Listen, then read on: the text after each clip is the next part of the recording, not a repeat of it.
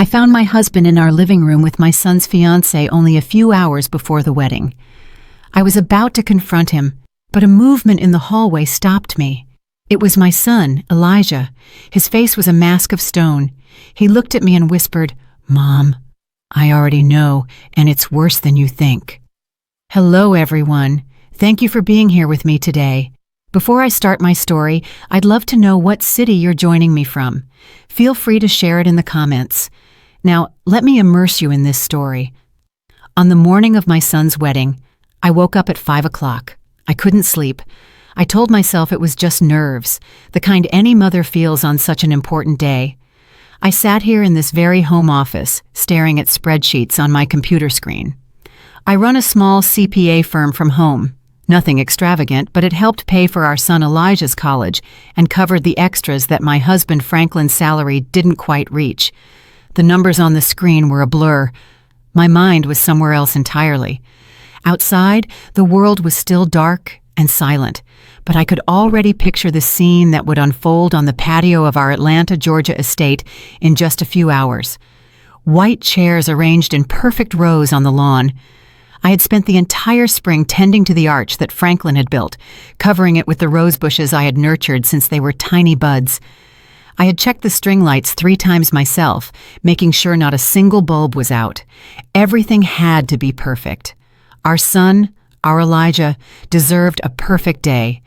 25 years of marriage to Franklin, 23 years raising Elijah. I had dedicated my entire life to this family. I had been the steady hand, the planner, the one who remembered dental appointments and birthdays, and made sure the bills were paid on time. Franklin was the charmer, the life of the party, the one everyone loved. I was the foundation he leaned on, and for a long time, that was enough for me. But lately, something had felt off. A silent distance had settled between us. It was in the way he would stop talking when I walked into a room, in the way his phone was always tilted away from me. When I asked if something was wrong, he would simply laugh it off. "Just work, honey," he'd say. "Big promotion on the line." I chose to believe him. What else could I do? You don't toss 25 years of history overboard because of a feeling. The click of the office door brought me back to the present. It was Elijah, standing there in his pajamas, a mug of coffee in his hand. He looked exhausted, with dark circles under his eyes. At his age, he had my practical nature, but his father's handsome features. "Mom, you've been up for hours," he said. "The wedding isn't until 4 o'clock. "I just want everything to be perfect for my boy," I said, attempting a cheerful smile as I closed my laptop. "Your dad is still sleeping. He left early," Elijah said with a strange note in his voice. He walked over and sat on the edge of my desk, suddenly looking much younger. He said something about picking up a gift for Madison's parents, the Ellingtons. I frowned. That was new to me. "Mom," he said, hesitating, "can I ask you something?" I turned my chair to face him. Under the harsh light of my desk lamp, his worry was evident. "What's on your mind, sweetie?" He took a deep breath. "Do you think Madison really loves me?" The question hit me like a punch to the gut. Madison, his fiancée, ambitious, beautiful, a young architect from a wealthy, lifelong family with influence. On the surface, she was everything we had always wanted for Elijah. But I'd had my own doubts. I had seen how her eyes would sometimes drift when Elijah talked about his passions, how she checked her phone during family dinners. "Why would you ask that, honey? It's your wedding day." "I know, and maybe it's just last-minute jitters," he mumbled, staring into his coffee. "But sometimes when she looks at me, I feel like she's looking right through me, like I'm just a box she needed to check off on her way to the perfect life." He paused. "And lately, she's been spending a lot of time with Dad. They're always talking about finances, investments. She says he's mentoring her." I wanted to tell him about the things I had also noticed, how Franklin's eyes followed Madison around the room, how he always found excuses to help her with her coat or refill her drink, how he knew exactly how she liked her coffee, 2 sugars and a splash of milk, without having to ask. Instead, I reached out and squeezed his hand. "Wedding jitters are normal, sweetie. Marriage is the biggest step you'll ever take." "It's not just jitters, Mom," he said, his voice breaking. He finally looked up at me. his eyes filled with a pain that terrified me. "I think she's in love with someone else." I froze. The blood turned to ice. "What makes you say that?" "Little things," he whispered. "The way she lights up when Dad calls, how she always asks about him first when she comes over. I saw them in the garden yesterday, just talking, and the way he looked at her. It wasn't how a father-in-law should look at his son's fiancée." I felt a flush rise up my neck. I forced my voice to stay steady. "Elijah, that's a very serious accusation." "I know," he said, shrugging, "and I hope I'm wrong. God, I hope I'm wrong." Before I could reply, the door opened again. It was Franklin. He was already dressed in an impeccable shirt and dress slacks, looking immaculate as always. "Well, look at my two favorite people," he exclaimed, his smile not quite reaching his eyes. He seemed surprised to see Elijah there. "Big day, son. You should be getting ready." He turned his attention to me. "And you, Simone, you're going to wear yourself out. Madison just called. She's coming by around 10 o'clock to discuss some last-minute seating chart details." I watched Elijah's expression tighten. "What details?" he asked. "Oh, you know, just making sure her parents don't sit next to your Uncle James after that political argument last Christmas," Franklin said with a dismissive wave. "You know how special her family is. We should discuss it privately because of the politics and all that." "Of course," Elijah said, his voice flat. "We can't have the wrong people sitting together." The tension in the room was so thick you could cut it with a knife. I watched my husband and my son, and I knew deep in my soul that Elijah wasn't wrong. Something was terribly, horribly wrong. After Franklin and Elijah left my office, a cold dread seized me. I was supposed to have a final call with the caterer at 10:30, a call I had been planning for weeks. I picked up the phone, my hand trembling slightly, and called them. I told them I had a family emergency and needed to reschedule. It was a lie. The truth was, I had cleared my entire morning. I couldn't shake Elijah's words, nor the nauseating feeling that Franklin's false cheer had provoked. Something was happening in my house today, and for the first time in 25 years, I intended to find out what it was. I spent the next 2 hours pretending to be busy. I tidied the kitchen, which was already spotless. I rearranged the floral centerpieces on the dining room table. Every sound made me jump. Every passing car made my heart hammer against my ribs. I felt like an actress in a play, performing the role of the happy mother of the groom, while inside I twisted with anxiety. Exactly at 10 o'clock, a sleek white BMW pulled into our driveway, Madison's car. I watched from the kitchen window as she stepped out. Even in simple jeans and a blouse, she looked like she belonged on a magazine cover. She walked up to the front door with the natural confidence of someone who knows she belongs. My heart was beating so loud I could hear it in my ears. I crept out the back door and circled the house, crouching low behind the large hydrangea bushes that bordered our living room windows. I felt ridiculous, like a spy in my own home, but the need to know, the need to confirm my fears or dispel them was overwhelming. Through the large bay window, I could see them. Franklin had let her in, and they were standing by the fireplace, the spot where we took our family pictures every Christmas. He was pouring her a drink. I couldn't hear their words, but their body language said it all. They stood close, too close. His hand rested low on her back. It was a casual gesture, one that could be easily explained away, but it lingered there for a second too long. I clenched my hands into fists, my nails digging into my palms. 25 years we had built a life in this house. We had read stories to Elijah on that very sofa. We had hosted countless family parties in that room.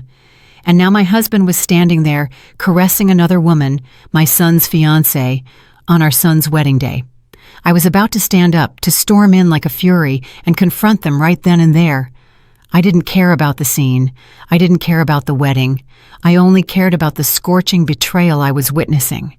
But then I noticed movement in the upstairs hallway, a shadow in the glass's reflection. I looked closer. It was Elijah. He was standing at the top of the stairs, hidden in the shadows, watching them too. The sight of him, so still and broken, stopped me cold. This wasn't just my pain, it was his. Downstairs, things had escalated. Madison's hand was now on Franklin's chest. She leaned into him, her head tilted back, a smile playing on her lips. She said something, and he laughed. It was a sound I hadn't heard from him in years. Light, genuine, happy, the way he used to laugh with me when we were young, and everything seemed possible. In that moment, I saw my husband transform into someone I didn't recognize, someone alive in a way he hadn't been with me for a long, long time. Then his hands were in her hair, and they were kissing. It wasn't a quick peck. It was a deep, passionate kiss, the kind you see in movies. My vision went red. A roar filled my ears. I took a step toward the house, ready to rip the door from its hinges, ready to scream until my lungs gave out. And then a hand gripped my arm. I spun around, my heart leaping into my throat. It was Elijah. He had slipped out of the house and come to find me. His face was pale, ashen, but his eyes burned with a cold, hard determination I had never seen before. "Mom, don't," he whispered, his voice strained. "Not yet, Elijah. This is—" I choked on the words. I couldn't even say it. "I know what it is," he said. His voice was steady, though I could see his hands trembling. "Mom, I've known for weeks." "Weeks?" The word came out as a strangled whisper. I stared at my son, the boy I had raised, who now looked at me with the eyes of a man who had seen too much. We were still crouched behind the hydrangeas. The beautiful flowers I'd been so proud of were now serving as a hiding place for the destruction of our family. Inside the house, my husband and my son's fiancée had moved from the fireplace to the sofa. I couldn't bear to look. "I didn't want to believe it at first," Elijah said, his voice low and urgent. "I kept making excuses for them. He's just being kind. She's just nervous about joining the family." But it kept happening. The lingering looks, the private conversations, the way she lit up whenever he was near. He corrected himself. The slip-up, a painful reminder of a life that no longer existed. She was supposed to be getting a new mother figure, not a rival. "I mean Madison. Why didn't you tell me?" I asked, my voice shaking with a mix of shock and a strange, protective rage. "You shouldn't have had to carry this alone." "Because I needed proof," he said, his jaw clenched. "And because," he looked at me, his eyes much older than his 23 years, "I wanted to give them enough rope to hang themselves." He pulled out his phone. His hands shook slightly as he tapped the screen. "I hired someone," he confessed. "What did you do?" "What? I'm not stupid, Mom. After I saw them having lunch together a month ago, a lunch Dad told me was a business meeting and she told me was an afternoon shopping with her girlfriends. I knew I wasn't crazy. I needed to know the truth." He handed me the phone. "I hired a private investigator." My breath hitched. "A detective? Elijah, the money—" "Don't worry about the money," he said grimly. "It was worth every single cent." The first photo on the screen showed Franklin and Madison walking into the St. Regis Atlanta downtown. The timestamp indicated it was 3 weeks ago, a Tuesday afternoon, when Franklin was supposedly at a regional sales conference. The second photo showed them leaving together 2 hours later, looking heated and disheveled. "There are 17 different occasions," Elijah said quietly, as I scrolled through a gallery of betrayal. Photos of them in dimly lit restaurants across the city. Photos of them pressed up against Franklin's car in a private parking lot. Photos of them laughing, holding hands, living a completely different life behind our backs. I felt sick. The sheer magnitude of the deceit was breathtaking. This wasn't a one-time mistake. It was a calculated, long-term affair. I stood up again. A fresh wave of rage washed over me. "We're stopping this," I said, my voice like steel. "Right now." "No." Elijah's voice was sharp, making me crouch down again. "Mom, trust me. I have a plan." "A plan, Elijah? This is insane. We can't just let the wedding—" "Absolutely we can," he cut in, his voice ringing with an authority I'd never heard from him before. "And we will. Mom, think about it. If we confront them now, what happens? They'll deny it, they'll twist it. Dad will say you're being hysterical, that you're misunderstanding things. Madison will cry and play the victim. They'll turn it all back on us. He was right. I could already hear Franklin's smooth, placating voice. Simone, you're overreacting. She's a nervous young woman, and I was just offering paternal advice. So what do you suggest? I whispered, my anger giving way to a cold, terrifying clarity. Elijah's smile was something chilling and unfamiliar. Public humiliation, he said, the words hanging in the air between us. Total and absolute destruction of their reputations. Legal consequences. We don't just end this, Mom. We make sure they can never, ever do this to anyone again. I looked at my son. When had he become so calculating, so ruthless? Then I looked back through the window. I saw my husband, the man I had loved and trusted for a quarter of a century, start to unbutton Madison's blouse on the sofa where we had built our family. And in that moment, I knew the woman I used to be, the understanding, forgiving wife, was gone. She had died right there in the dirt, behind the flowers I had so painstakingly planted. Tell me the plan, I said. That evening was one of the strangest of my life. Franklin came home acting as if nothing had happened, asking about final catering arrangements. Madison had left hours before, and he was the picture of the loving husband and proud father. He talked about his speech for the reception, about how proud he was of Elijah. The hypocrisy was so thick I could barely breathe. I just nodded and smiled, an empty shell of myself, while inside, I screamed. After Franklin went to bed, Elijah and I met in my home office. The door was locked, the blinds drawn. It felt like a war room, and in many ways, it was. On my desk lay the beginnings of a file of evidence that would make a prosecutor weep with joy. Tell me about that detective, I said, studying a surveillance photo that turned my stomach. Her name is Aisha, Elijah said. Aisha Whitfield. The name hit me like a splash of cold water. Aisha. My sister, Aisha. Elijah nodded. I didn't know who else to call. I knew she was a cop for 20 years before retiring and starting her own PI agency. I knew she was smart and she'd be discreet. He looked a little sheepish. I also knew she never really liked Dad. I let out a short, sharp laugh that sounded more like a sob. My little sister, Aisha. We were close, but I hadn't told her about the growing distance with Franklin. I had been too proud, too ashamed to admit my marriage might be failing. I'll call her, I said, my voice thick with emotion. Aisha answered on the second ring. Simone, it's past midnight. Is everything okay? No, Aisha, nothing is okay. And then the dam broke. I told her everything. What Elijah suspected, what we had witnessed that morning, the photos. I cried ugly, choked sobs for the first time all day. She listened patiently, her voice calm and firm on the other end of the line. There was no shock or surprise, just a grim acceptance. I'm not surprised, Simone, she said quietly when I finished. I've seen the way he looks at that girl. I was hoping I was wrong. Elijah told me about the photos, I said, wiping my eyes. What else do you have? More than you probably want to know. Her voice turned professional. I've been tracking their movements for 3 weeks. They meet twice a week like clockwork at the St. Regis Atlanta. He always pays in cash. They eat lunch at fancy restaurants he'd never take you to. Last week, he took her to Cartier. I felt that flush of rage again. Our money. The money I managed so carefully.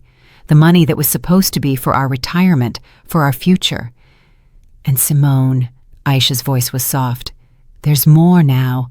Something bigger. I've been digging into Franklin's financials, trying to figure out where all this cash for the hotel rooms and gifts is coming from. He's been sloppy. What did you find? I asked, dreading the answer. There was a long pause on the line. It's not just Madison, she said, voice heavy. It's not the first time.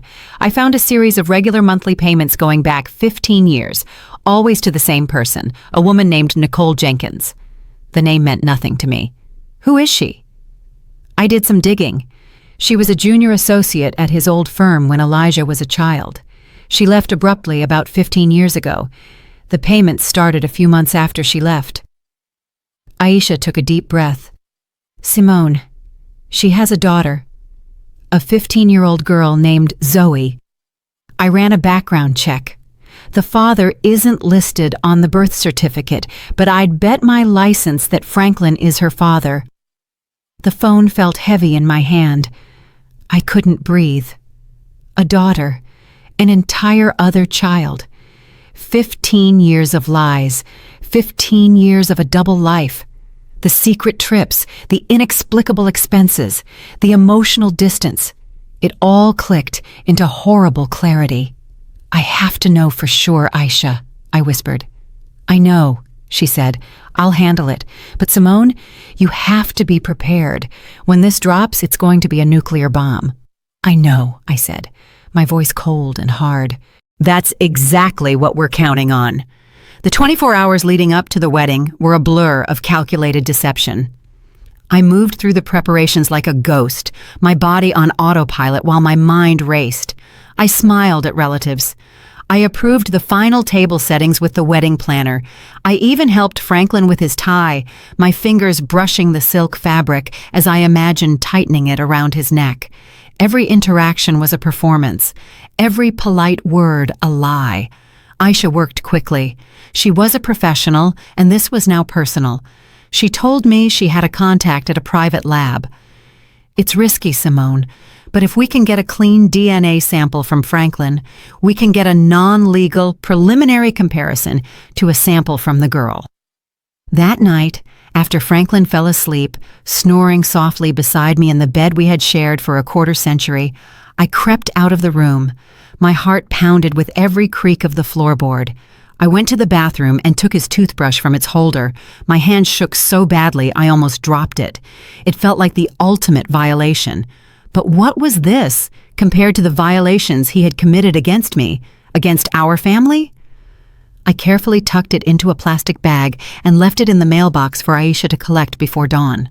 The next day, as the house buzzed with the chaotic energy of florists and photographers, Aisha called. "I've got more on the money," she said, her voice grim. "It's worse than we thought." We met in my car, parked on the street, away from the house, the only place I felt safe to talk. She opened a laptop and turned it toward me. On the screen was a spreadsheet, a dizzying array of numbers and dates. "I did a full analysis of your joint accounts, your retirement funds, everything," she said, pointing to a highlighted column. "Look at the pattern. For years, Franklin has been making regular cash withdrawals. Small amounts, 500 here, 700 there, never more than 1,000 at a time, always from different branches." "I thought it was for his hobby," I said, stunned. "He always told me he was investing in rare coins, something that required cash transactions." Another lie. "His hobby was named Madison," Aisha said dryly. "The cash for the hotel rooms, the expensive dinners, the gifts, that Cartier necklace. He paid for half of it in cash, but that's not the worst part." She clicked another tab. "He's been taking loans out against your pension plan." I stared at the screen. There it was in black and white. A series of loans taken out against the retirement account I had so diligently contributed to from my small business. The account that was supposed to be our safety net, our security for old age. He had drained almost $60,000 in the last 18 months.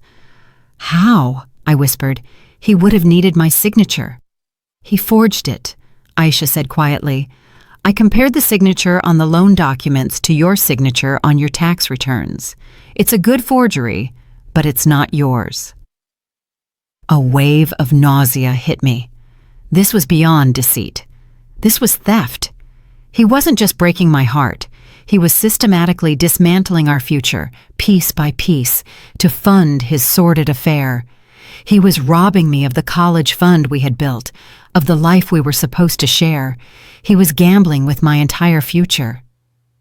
"And Madison?" I asked, my voice barely audible.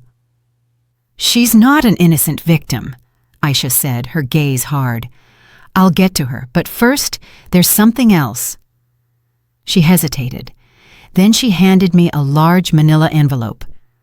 "The preliminary DNA results came in this morning." My hands began to shake as I opened it. I scanned the page. The scientific jargon blurred until I found the conclusion at the bottom of the page.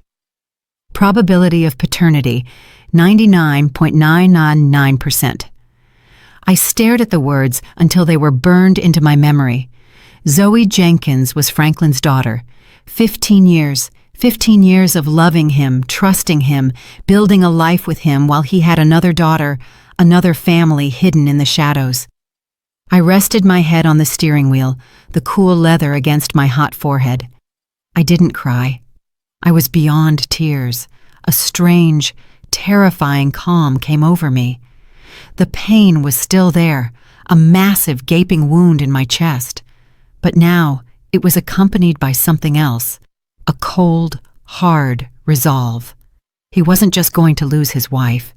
He was going to lose everything. Sitting in the car with my sister, that flimsy piece of paper in my hand felt heavier than a tombstone. It was the death certificate of my marriage, of the life I thought I had, a 15-year-old daughter. The words echoed in the silent car. How did you find her? I finally managed to ask, my voice sounding distant and strange to my own ears. Aisha's expression was a mix of pity and professional resolve. It started with the payments. Once I had Nicole Jenkins's name. It wasn't hard to locate her. She lives just 2 towns over, Simone about 20 miles away. 20 miles? For 15 years, he had been living a secret life a short drive away. How many times had he told me he was working late? How many business dinners had he attended? How many weekend golf trips had he taken? My mind spun as I mentally reviewed years of excuses and lies, each one now taking on a new, sinister meaning. I swung by the house yesterday morning, Aisha continued, her voice soft. I posed as a market researcher. Nicole opened the door, and behind her I saw the girl, Zoe. Simone, she's the spitting image of him. The same dark, intelligent eyes that first drew me to him all those years ago, the same smile. She's unmistakable. I imagined it, an innocent teenager in all this who looked just like my husband, a sister my son never knew he had. The thought was so surreal, so monstrous, that I couldn't fully process it. My family wasn't just broken, it was a fraud, a carefully constructed lie that I had unknowingly helped maintain for more than half my life. Does the mother, Nicole, know about me? About Elijah? I asked. I can't say for sure, Aisha admitted. But the way she lives, a nice house in a good school district, but no flashy career, it's clear Franklin is her primary source of financial support. She has every reason to keep things quiet. He wasn't just paying child support, Simone.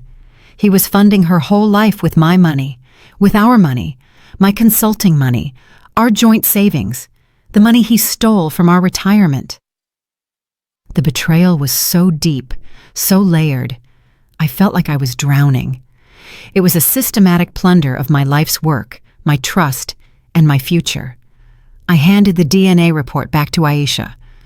Put it with the rest of the evidence, I said. My voice, stripped of emotion, was numb.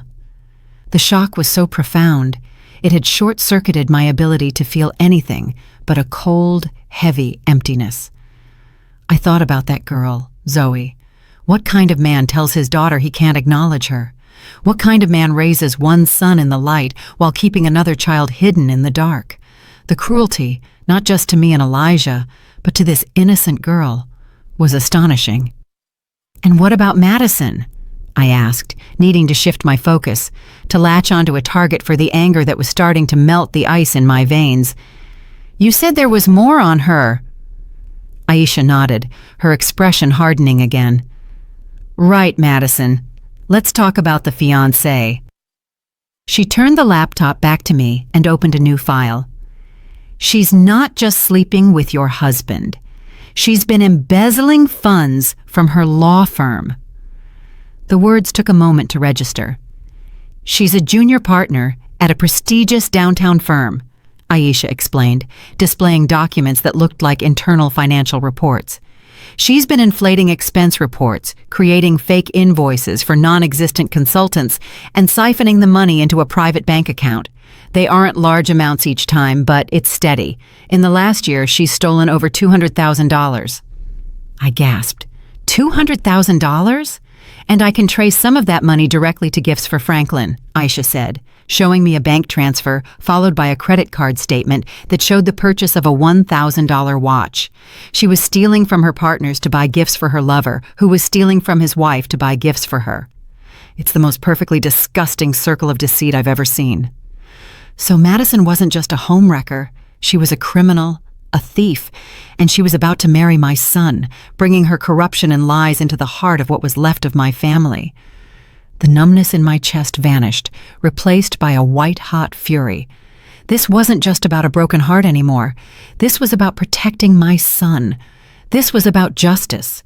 This was about making sure these two people faced the consequences for every lie, every dollar, every broken promise. "Okay," I said, looking my sister in the eye. "The wedding plan. Let's go over it one more time. I want it to be perfect." The knowledge of Madison's embezzlement added a dark, criminal layer to the already stunning betrayal. It changed everything. This was no longer just a messy, heartbreaking domestic drama. It was a conspiracy of fraud and theft perpetrated by the two people who should have been closest to us. "How did you get all this?" I asked Aisha, pointing to the damning financial documents on her laptop screen. We were still in my car, the air thick with the smell of conspiracy and stale coffee. "Madison isn't as smart as she thinks," Aisha said with grim satisfaction. "She got careless, and I have friends on the police force who were willing to pull some strings when they heard the story. A buddy of mine on the Economic Crimes Unit took one look at these patterns and knew exactly what he was seeing." She pointed to the screen. She was moving the money through a shell corporation she set up using her mother's maiden name. It was amateur. I thought of Madison's parents, the Ellingtons. They were pillars of the community. Her father was a respected federal judge. Her mother was on the board of 3 different charities. They moved in circles where reputation was everything. They believed their daughter was a shining star on the rise, marrying into a good, stable family. They had no idea their golden girl was a thief, and the stable family she was marrying into was a house of cards built on lies. The public humiliation was going to destroy them too. For a fleeting instant, I felt a pang of pity for them. They were innocent collateral damage, but that feeling was quickly extinguished by the fire of my own betrayal. "So Franklin is stealing our retirement money to buy gifts for his mistress," I summarized, the words tasting like venom. "And Madison is stealing from her firm to buy gifts for my husband, her lover, who is also her future father-in-law." I shook my head in disbelief. "This is movie stuff." "It gets better," Aisha said, a wry twist to her lips. "Some of the money Franklin took out of your pension plan, he invested in a sure-thing real estate deal Madison recommended to him." "Let me guess," I said, my voice dripping sarcasm. "The deal fell through." "The deal never existed," Aisha confirmed. "The money went straight into that secret account of hers. She was stealing from him, too. He was so blinded by his own ego and infatuation that he never even saw it." I had to laugh. It was a bitter, joyless sound. My brilliant, charming husband, the man who always thought he was the smartest person in the room, was being conned by a 20-something embezzler. It was almost poetic. We spent another hour going over the evidence Aisha had collected. She had everything: bank statements, surveillance photos, cash-paid hotel receipts, forged loan documents, and now a full criminal file on Madison's activities that was ready to be handed to the prosecutor. And of course, the DNA report, the irrefutable proof that cemented 15 years of deceit. I looked at the file, the neat tabs and organized pages that represented the complete demolition of my life. 25 years of marriage reduced to a stack of incriminating documents on the passenger seat of my car. Suddenly, a wave of exhaustion washed over me, so deep it felt like a physical weight pressing on my chest. "Aisha, can we do this?" I whispered. "Can we really stand up in front of 300 people and do this to our family?" Aisha reached over and put her hand on my arm. Her grip was firm, reassuring. "Simone, listen to me," she said, her voice serious. "What other option do you have? If you confront them in private, they will lie. They will manipulate you. They will turn Elijah against you. They will deny until you start thinking you're the crazy one. I've seen it 100 times. She was right. I knew she was right. Franklin was a master of manipulation. He could charm his way out of anything. This way, she continued. There is no escape. There is no room for lies. There is only the truth presented in front of everyone they tried to impress. This isn't just about revenge, Simone. It's about consequences. Madison has to face jail time. Franklin has to be held accountable not just for the cheating, but for the financial fraud he committed against you. This is the only way to make sure the lies stop forever. I took a deep breath, the stale air of the car filling my lungs. I thought of Elijah, his pale, determined face. I thought of Zoe, the daughter I never knew. I thought of the 25 years I had given to a man who had been lying to me since the beginning. You're right, I said, my voice clear and firm again. It's the only way. I started the car. Let's go. We have a wedding to prepare for. The final hours before the wedding were the most surreal of my life. I went home and resumed my role as the calm, happy mother of the groom. I felt a strange sense of detachment, as if I were watching a movie of my own life. I saw myself laughing with my cousins, complimenting my sister-in-law's dress, and assuring the caterer that everything looked wonderful. Inside, I was a coil of tension and grief, but outside, the picture of maternal pride. Franklin was in his element, socializing with the early arriving guests, accepting congratulations with a wide, confident smile. He pulled me aside at one point, his arm around my waist. "You look beautiful, Simone," he said, his voice a low murmur in my ear. "Isn't it a perfect day?" I looked into his eyes, the eyes of the man I had loved for more than half my life, and felt nothing but cold, desolate emptiness. I smiled back. Perfect day. My son Elijah was a mirror of my own forced composure. He greeted his friends, posed for photos with his groomsmen, and played his part perfectly. But every time his eyes met mine across the crowded lawn, I could see the same steel resolve reflected there. We were in this together. We were soldiers waiting for the signal to strike. The plan was simple, and Aisha had rehearsed it with us until we knew it by heart. She had arrived early, disguised as a member of the catering staff. Her professional audio-visual equipment was hidden in plain sight. She had connected her laptop to the large projection screen we had rented, supposedly for a sentimental slideshow of Elijah's baby pictures. No one suspected a thing. She had a small remote control in her pocket. When the time came, all she had to do was push a single button. I had my own role to play. I had prepared the divorce papers with my attorney a week prior, a fact I had kept secret, even from Elijah. They were signed and notarized in a sealed envelope in my clutch purse. I also had a flash drive with copies of every piece of evidence Aisha had gathered. One way or another, my marriage would officially end today. There was no going back. I wasn't just planning a confrontation, I was planning the first day of the rest of my life. At 4:05, I took my seat in the front row. The string quartet began to play, and the wedding party made their entrance. Franklin sat beside me, squeezing my hand with what appeared to be genuine affection. I felt a tremor of revulsion, but forced myself not to pull away. Madison appeared at the end of the aisle, a vision in white lace. She looked radiant, beautiful, and utterly fraudulent. She smiled at the crowd. Then her eyes found Franklin in the front row. For a split second, a look passed between them, a look of shared secrets, of triumphant conspiracy. They thought they had won. They thought they were just minutes away from cementing their perfect, deceptive future. Elijah stood at the altar, his face an unreadable mask.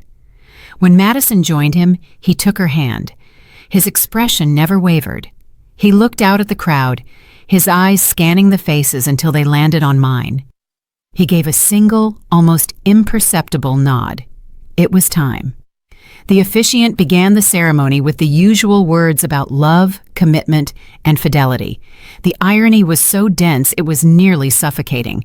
I wondered if Franklin and Madison were even listening, or if they were already planning their next secret rendezvous. The ceremony continued. They exchanged vows they didn't mean, promises they had already broken 100 times. My stomach churned with every lie that left their lips. Finally, the officiant reached the critical moment. He smiled benevolently at the crowd. "If anyone here has any reason why these two should not be joined in holy matrimony, speak now or forever hold your peace." A silence fell over the 300 guests. This was the moment. My heart hammered against my ribs so hard I thought it might break through. I could feel everyone's eyes on us. I took a slow, deliberate breath. Then I stood up.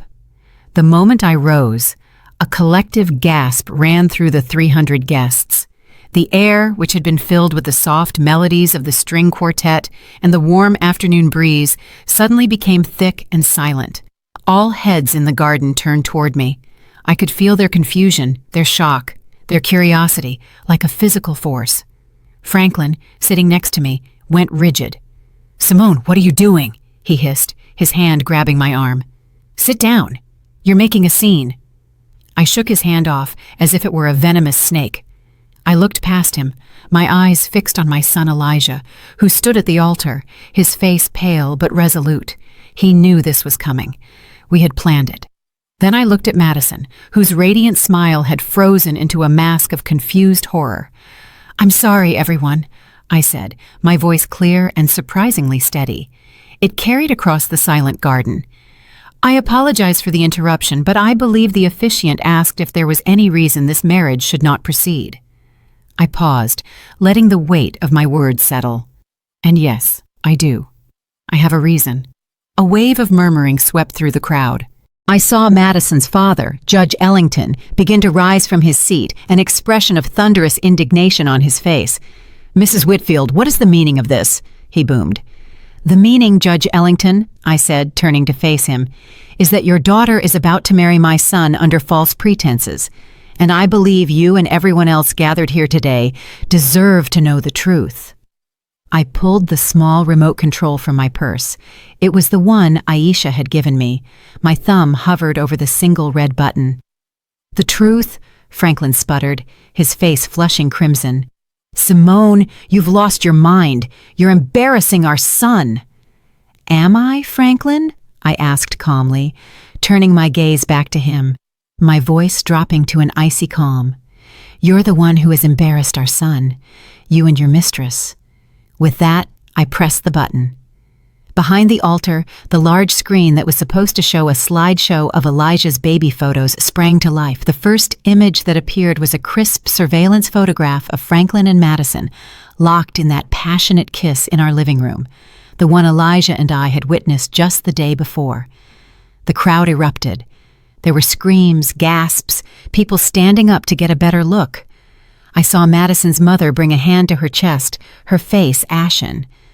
"But that's not all," I continued, my voice somehow rising above the chaos. "You see, this wasn't just a one-time mistake. This has been going on for months." The screen changed. A new photo appeared. Franklin and Madison entering the St. Regis Atlanta, the timestamp clearly visible. Then another and another. A collage of their secret meetings, their clandestine lunches, their lies exposed for all to see. Madison stammered, trying to deny it, but her voice was lost in the uproar. Franklin was standing, shouting, "This is fake! Those are photo montages! Simone is having a nervous breakdown!" "Am I, Franklin?" I asked quietly. "Then perhaps you can explain this." The screen changed again. This time it displayed bank statements. My finger, on a close-up photo, pointed out the suspicious cash withdrawals, the forged signatures on the pension plan loan documents. A Cartier receipt for a $15,000 necklace flashed on the screen, followed by a photo of Madison wearing that same necklace at her bachelorette party. The noise from the crowd began to diminish, replaced by a stunned, horrified silence. This was no longer just a cheating scandal. It was something darker. "My husband has been systematically stealing from our family's retirement savings to fund his affair," I announced, "and his fiancée, the woman about to marry my son, has also been busy." The next slide showed the evidence of Madison's embezzlement from her law firm, the fake invoices, the bank transfers. I could see her partners in the fourth row, their faces shifting from confusion to pure fury. And then I delivered the final devastating blow. "But the best part," I said, my voice turning to ice, "the true heart of the deceit that has defined my marriage, is that my husband's lies didn't start with Madison." The DNA test results filled the screen. The words, "probability of paternity," 99.9999%, were displayed in huge, bold letters. Below there was a photo of a pretty, smiling 15-year-old girl. "This is Zoe Jenkins," I said, my voice trembling with 15 years of repressed pain. "She is Franklin's daughter, a daughter he has kept hidden from me and his own son for her entire life." The silence that followed was absolute. 300 people staring at the evidence of a betrayal so complete, so devastating, that even the most seasoned gossips were left speechless. And in that perfect, terrible silence, I watched the world I had known for 25 years burn to the ground. The silence was broken by a single, sharp sob. It came from Madison, who staggered, her face a ghastly white against the pure white of her wedding dress. Then she collapsed onto the ground in a heap of lace and shattered dreams. That single sound broke the spell. The garden erupted into chaos. People were yelling, pointing, pulling out their phones to record the disaster. Madison's mother ran toward her fallen daughter while her father, the judge, stood there, his face a mask of disbelief and utter humiliation. Franklin froze for a moment, his face a kaleidoscope of rage, panic, and mounting horror. He looked from the screen to me, to the stunned faces of his friends and colleagues. He was trapped. There were no lies, no smooth words that could talk his way out of this. His carefully constructed world had been publicly and irrevocably demolished. Then he did the only thing a coward could do. He ran. He bolted, shoving his way through the stunned crowd, knocking over a tray of champagne glasses as he scrambled toward the parking area. He was literally trying to flee the scene of his own life's implosion, but Aisha was waiting for him. My sister, still in her catering uniform, stepped out from behind a large oak tree bordering our property. She was a petite woman, but she moved with the confidence of a seasoned police officer. As Franklin ran past, she put out her foot. It was a perfectly executed trip. Franklin fell hard, hitting the manicured lawn and sliding for a few feet in his expensive wedding suit. "Going somewhere, Franklin?" Aisha asked casually, walking over to where he lay sprawled and gasping. By then, Elijah had left the altar and was beside me. He put a firm arm around me. Madison was back on her feet, supported by her sobbing mother, and pointed a shaking finger at me. You planned this?" she shrieked, her voice high with hysteria. "You planned this whole thing to ruin my life." "No, Madison," Elijah said, his voice cold and clear, cutting through her hysterics. "You ruined your own life, you and him." He gestured toward his father, who was now being helped up by Aisha. "Let go of me," Franklin demanded, trying to pull his arm free from my sister's firm grasp. "Can't do that, Frankie," Aisha said, using a childhood nickname that made him flinch. "You see, I'm a licensed private investigator, and I have reason to believe you have committed multiple felonies, including financial fraud. But don't worry, we're not here to talk about you right now." She looked over her shoulder. "My business is with her." Two uniformed police officers were walking calmly through the parting crowd. They weren't here for Franklin's fraud. That would be a civil matter for my lawyer to handle. They were here for Madison. "Madison Ellington?" one of the officers asked, his voice quiet but authoritative. Madison's eyes went wide with terror. "No," she whispered. "You are under arrest on suspicion of embezzlement and wire fraud," the officer continued, as his partner took her arms and gently applied the handcuffs. The click of the cuffs closing was the loudest sound I had ever heard. I saw Madison's face crumble as the realization hit her that this was not just public humiliation. This was not just a canceled wedding. This was real. There were going to be real, legal consequences. Her life, as she knew it, was over. As the police led a sobbing Madison away, her parents watched in stunned horror. The photographers who had been hired to capture a fairy tale were now capturing the fall of a prominent family, their flashes popping relentlessly. The crowd began to disperse. Some left quickly, not wanting to be a part of the disaster. Others lingered, whispering in shocked huddles, their phones still held high, recording everything. In the midst of the chaos, I finally felt my strength leave me. Elijah held me. "It's over, Mom," he whispered. "It's finally over." I looked around at the ruins of the perfect day I had planned. It was a mess. It was a nightmare. But for the first time in months, I felt like I could finally breathe. If you're still listening, would you do me a huge favor and hit the like button on this video and comment the number 1 below? It lets me know you've supported me and tells me you're here with me on this journey. Your support is a huge encouragement to me. Please comment the number 1 and let me tell you what happened next. The 3 hours that followed the explosion were a blur of flashing blue lights, hushed conversations, and the slow, painful process of dismantling a wedding that never was. The police took our statements.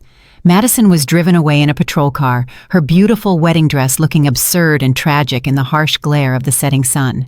Franklin, after being questioned and released, simply disappeared. He got into his car and drove away without a word to me or his son. "And you?" Elijah asked, a flicker of the old warmth returning to his eyes. "I don't know yet," I answered honestly. "I think I'm just numb." The next few weeks were a painful, messy ordeal.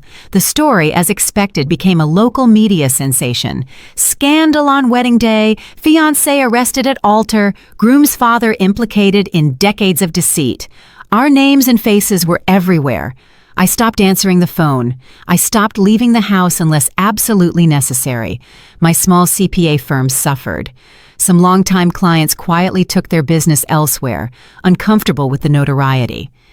The day after the wedding, I did exactly what I had planned. I walked into my lawyer's office, my purse containing the signed divorce papers and the flash drive of evidence, and I filed. With the mountain of proof we had, Franklin didn't even try to fight. The legal process was swift and brutal. In the settlement, I got the house and a significant portion of his remaining assets as compensation for the fraud he had committed against our retirement funds. It wasn't a victory. It was restitution. Madison, facing overwhelming evidence, took a plea deal. She was sentenced to 2 years in a low-security prison and ordered to pay back every last cent she had stolen. Her family's reputation was shredded. Franklin's fall was quieter but no less complete.